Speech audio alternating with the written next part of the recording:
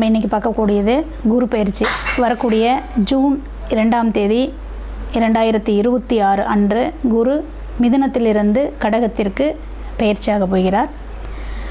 இந்த குரு பயிற்சி 12 ராசிக்காரர்களுக்கும் 27 நட்சத்திரத்திற்கும் எப்படி இருக்க போகிறது இந்த வருடம்? ஏன்னா குரு ஒரு வருடத்திற்கு ஒரு வீடு என்ற நிலையில் பயணிப்பார்.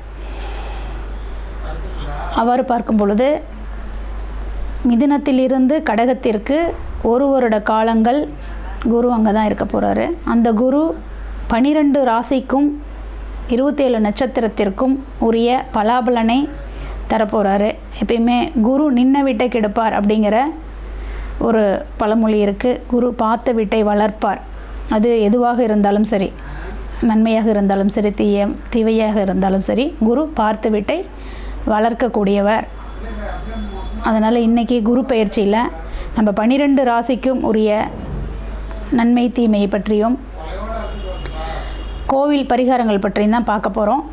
மேசராசி குரு பயிற்சியின் பலாபலன்கள். இன்றைக்கி மேசராசியில் பிறந்த அன்பர்கள் அனைவருக்குமே இன்றைய குரு பயிற்சிக்கான பலன்களை பார்க்க போகிறோம். மேசராசியில் 3 நட்சத்திரங்கள் இருக்குது. லக்னத்திற்கு மட்டும்தான் ராசி பலனா, ராசிக்கு ராசி பலனா அப்படிங்கிறதெல்லாம் இருக்குது. எப்பயுமே நட்சத்திரத்தின் அடிப்படையில் தான் நம்ம நாள்தோறும் இயங்குகிறோம். நம்ம பிறப்பிலிருந்து இறப்பு வரையிலும் பார்த்திங்கன்னா தசாபுத்தி காலங்களில் சந்திரனை தான் மையமாக வச்சுட்டு நம்ம பார்க்கிறோம்.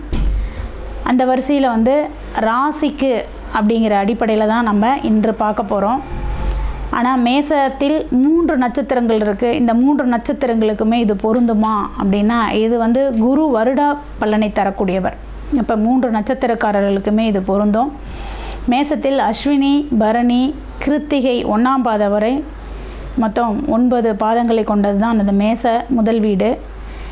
இவங்களுக்கு இந்த வருடத்திற்கான குரு பலன் எப்படி இருக்கும் அப்படின்னா, மேச ராசிக்காரர்களுக்கு குரு காலபுருஷ தத்துவத்திற்கு 9, 12 கூடியவர் ஆவார்.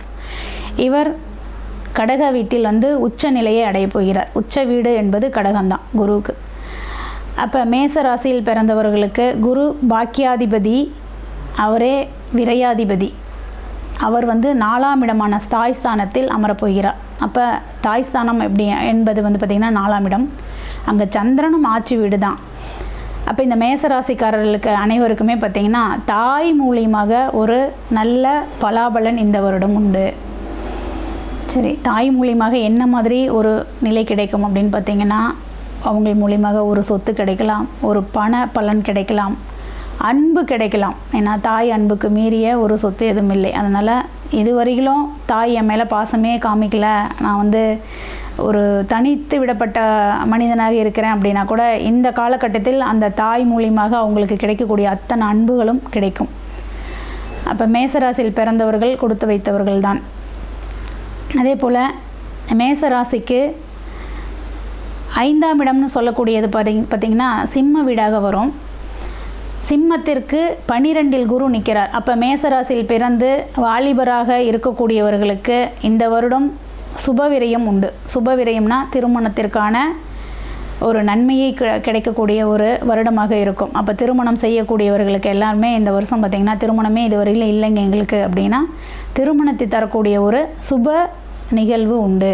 அடுத்தது திருமணம் ஆனவர்களுக்கு குழந்தைகளுக்காக கல்வி செலவுகள் செய்யக்கூடிய ஒரு அமைப்பு கிடைக்கும். அதே போல் குழந்தைகள் இல்லைங்க, எங்களுக்கு குழந்தை பாக்கியமே இவ்வளோ நாளாக இல்லைங்க அப்படிங்கிறவங்களுக்கு பார்த்திங்கன்னா, ஏன்னா 9ஆம் இடத்ததிபதி மேசத்திற்கு 9ஆம் இடத்ததிபதி 12ஆம் இடத்ததிபதி 4இல் அமருகிறார். அப்போ தாய் ஸ்தானத்தில் அமரும் பொழுது கட்டாயம் அந்த தாய்மையை கொடுக்கும். அப்போ இவங்களுக்கு இதுவரையில் எங்களுக்கு குழந்தை பாக்கியம் இல்லை, இதுக்கு மேலாவது எங்களுக்கு குழந்தை பாக்கியம் கிடைக்குமானா கட்டாயம் கிடைக்கும். ஆனால் ஹாஸ்பிட்டலில் போய் நீங்கள் ஒரு மருத்துவ செலவு செஞ்சதுக்கப்புறம் தான் அதை நீங்கள் எதிர்பார்க்க முடியும். அடுத்தபடியாக பார்த்திங்கன்னா மேசத்திற்கு 6ஆம் இடம் அப்படின்னு சொல்லக்கூடிய கன்னிக்கு அது 11ஆம் இடமாக அமையும். வேலையின் மூலியமாக ஒரு வருமானம். இதுவரையில் எனக்கு வேலை கிடைக்கலைங்க, வேலை கிடைக்குமானா கட்டாயம் வேலை கிடைக்கும். வேலைக்கு ஒரு மரியாதை கிடைக்கும். அதன் மூலியமாக ஒரு வருமானமும் உங்களுக்கு உண்டு. அதே போல் மேசத்திற்கு 7ஆம் இடம்னு சொல்லக்கூடியது துலாம் வீடு. அந்த துலாம் வீட்டிற்கு இந்த குரு பார்த்திங்கன்னா 10ஆம் இடத்திற்கு செல்கிறார். மனைவியின் மூலியமாக வருமானம். இதுவரையிலும் எங்கள் மனைவி வீட்டில் சும்மா தாங்க இருக்காங்க, வேலைக்கு போகல, ஏதாவது வேலை கிடைக்குமா அல்லது வருமானம் மனைவியின் மூலியமாக எனக்கு கிடைக்குமா அப்படின்னு எதிர்பார்க்கக்கூடிய நபர்களுக்கு கட்டாயம் வருமானம் உண்டு. மனைவியின் மூலியமாக வருமானம் உண்டு. அடுத்தது மேஷத்திற்கு 8ஆம் இடம்னு சொல்லக்கூடிய விருச்சகத்திற்கு அது 9ஆம் இடமாக மாறும். அப்போ 8க்கு 9ஆக மாறுவதால் திடீர் ஒரு அதிர்ஷ்டம் கிடைக்கும். திடீர் ஒரு பணவரவு. எதன் மூலியமாக அப்படின்னா, ஒரு லாட்டரி டிக்கெட் வாங்கினேங்க, எனக்கு திடீர்னு ஒரு அமௌண்ட்டு கிடைச்சிருச்சு, எனக்கு இதனால் ஒரு வருமானம் மாறிடுச்சு அப்படின்னு சொல்லக்கூடிய ஒரு அமைப்பு உண்டு. திடீர் அதிர்ஷ்டம் உண்டு. அதே போல் மேஷத்திற்கு 9ஆம் இடமான தனுர் வீட்டிற்கு 8ஆம் இடத்திற்கு குரு போகிறார். அப்போ இது நல்ல பலனை தருமா என்றால் இல்லை. ஏன்னா தகப்பனுக்கு ஆயுள், அதாவது தகப்பன் ஸ்தானத்திற்கு 8க்கு போய் குரு உச்சமாகிறார். அப்போ இது ஆயுள் ஸ்தானத்தில் அந்த இடத்துல போய் உச்சமாகக்கூடிய இடம். சந்திரன் அங்கே ஆட்சியாக இருந்தாலும் கூட தகப்பனருக்கு கட்டாயம் மருத்துவ செலவை குறிகாட்டக்கூடிய இடமாக இந்த இடம் அமையும். அதனால் தகப்பனுக்கு கட்டாயம் ஒரு மருத்துவ செலவு உண்டு.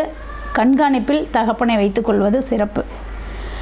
மேசத்திற்கு 10ஆம் இடம்னு சொல்லக்கூடிய மகரத்திற்கு சப்தமஸ்தானத்தில் குரு உச்ச நிலையில் இருக்கிறார். அப்போ 10ஆம் இடம் என்பது தொழிலை குறிக்கக்கூடிய இடம்.